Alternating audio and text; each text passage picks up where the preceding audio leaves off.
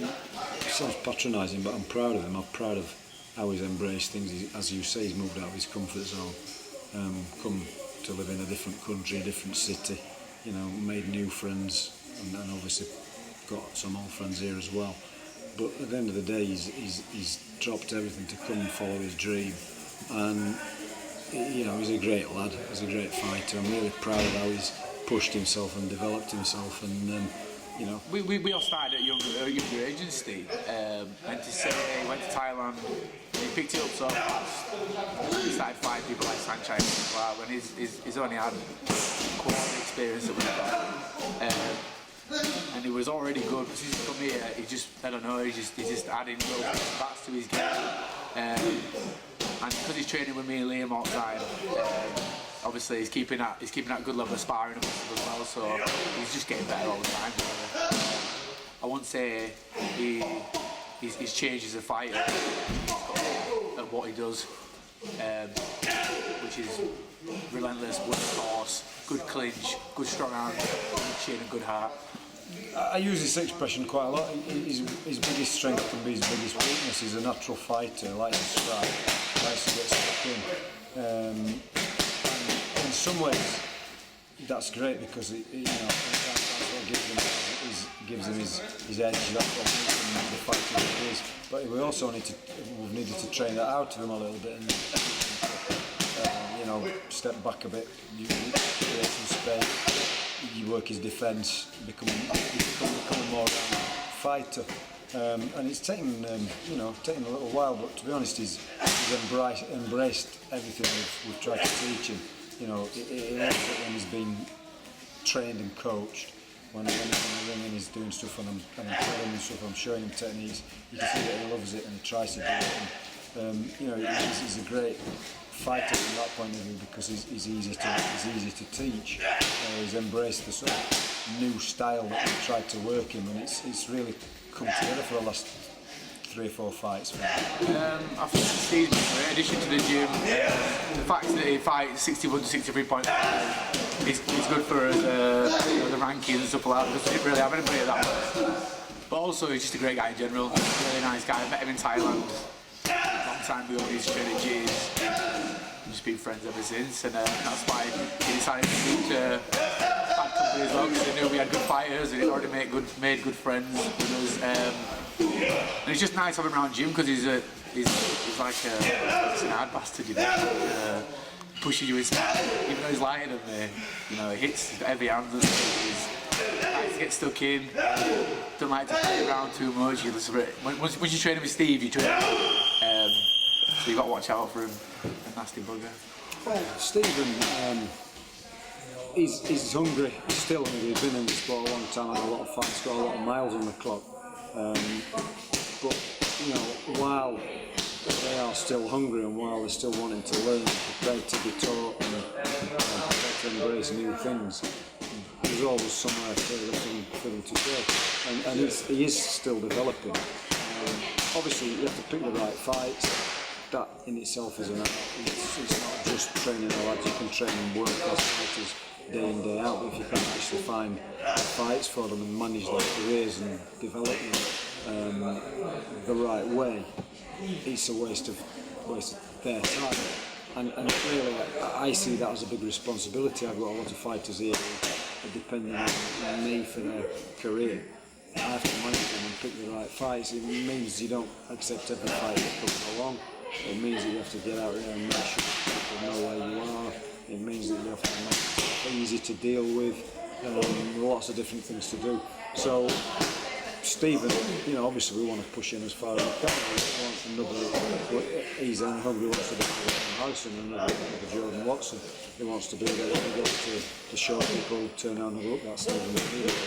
And you know, he might be a little one like that. He's getting there. Some of that's got to do with consistency in the ring, beating who gets to put in front of him. Even if he doesn't win a great fight, you know, in Muay Thai you have to win every fight. Styles make fights. Some fighters fight 1, 2, 3, 4 times and there's a different result each time. So it's just a case of developing him as far as he can go.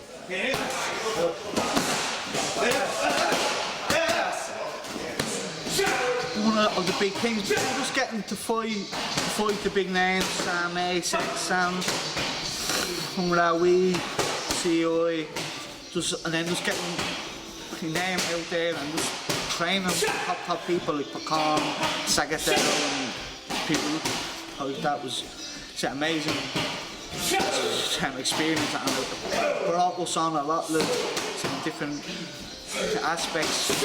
But I was in Thailand and I was fighting like big fights, and so I wasn't getting paid good money, and I was just surviving there, you know what I mean? I wasn't earning anything, like I was just scraping by and surviving, and so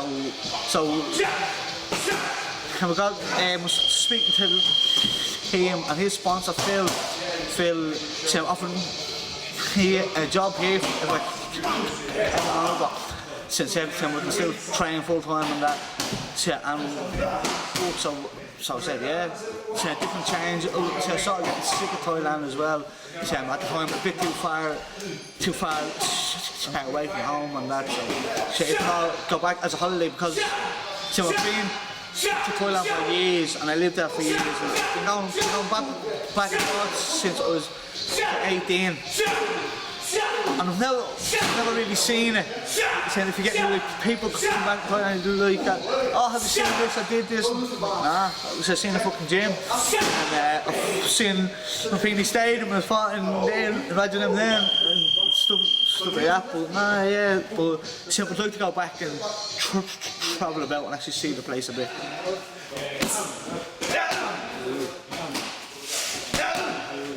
Yeah, I think one of my strengths has been being able to find what is the best thing for coaching each fighter.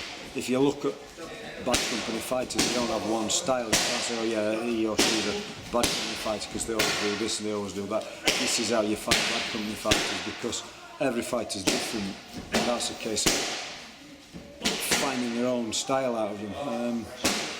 The way I'll coach is I'll often, Liam's got a fight coming, Jordan's got a fight coming, Meleady's got a fight coming, whatever. They will need to work on a particular style or a particular technique. So I'll teach that to the whole class, and everyone will do it. I mean, some will find it works for them, some will find it doesn't work for them. And they may develop their own strengths and their own style.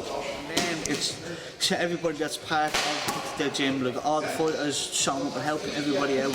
So even if we don't have a fight, Liam doesn't have a fight, we're all still here, we all hold part of each other, and then whatever we clinch, we spar together, or if someone else is sparring, we concentrate on them. If they're the only one that's concentrating on them, and make sure that they're training hard, and so it's more a family than a team, so that's we all help each other and build each other up.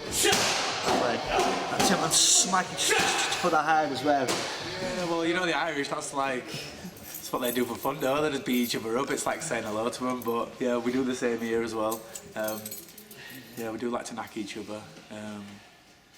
It's all fun and games in it, isn't it? I suppose that's the best part of bonding. You can beat each other up and then you go home and you go for a pint or something a bit later on maybe, or go out for some food, which is good. I think that sort of helps with you don't really fall out, because if you do sort of have an issue, you spar, you smack each other's faces in, and after you're friends again, or you've settled your sort of things. Like, treat it as a family, and families fall out, families argue, brothers and sisters, bicker and argue more than anyone, and you'll often see people having words and bickering with one another, but at the end of the day we all love one another and we all come back to being together, we're all in the same situation. I think the thing is we all understand that sometimes you're on a bad day because training's not going great, or because you're tired, because you're dieting or whatever. So at the end of the day you're not always going to see eye to eye, but while the guys are getting what they need out of the gym, and while the guys are getting the training, and while the guys are getting the fights, and while the guys are getting the opportunities, if they're going to stay together, as soon as that stops, I won't blame them if they want to go somewhere else. I hope that never happens, but I always say that you've only got your own career, you're responsible for that for yourself, and if you're not getting what you want somewhere, then go somewhere else and get it. You've got to go for it. Stephen's done that, I'm not saying he wasn't getting what he wanted in the places that he, or needed in the places that he was, but he's moved to different places where he's felt that he can push himself forward and develop his career, and that's really worked for him. You know, he's always made the right decisions, and you can see that in the way he's developed as a fighter over the years.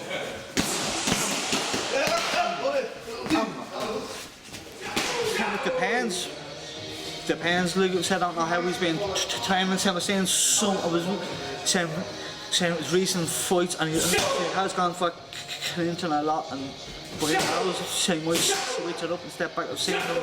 He's switching the stance a bit as well. So who knows what's going to happen? So now he likes to start fast, so it's going to be a fast-paced fight again, I think. Fast-paced war again, maybe. Yeah. So we shall see. Because every fight is different, because you can train a certain way, but as soon as the first bell goes and that first punch or kick lands, some things change, and you know yourself.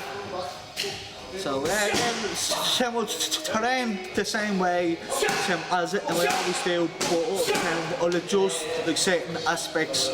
Yeah, Stephen had only just, I think that was his second fight for Bad Company, and I think he'd only been with us 6 months, or not a year anyway. So his style was very much what it was when he came to us. We'd developed some things and worked some strategies, but he'd not really sort of embraced the stuff that we were trying to do with him then. He's now a different fighter. He's a more rounded, and you'll see a different fighter. I'm sure his opponent is as well, but it'll be a different. A couple of years have passed. The guys have gone back to the drawing board and worked on different tactics and different strength change gyms and stuff. So it will be a different fight. Yeah, we're not too sure. And a step down. So it's just fighting MMA now or what? So this fight could be for the number one spot. So it could be an even bigger fight than it is now.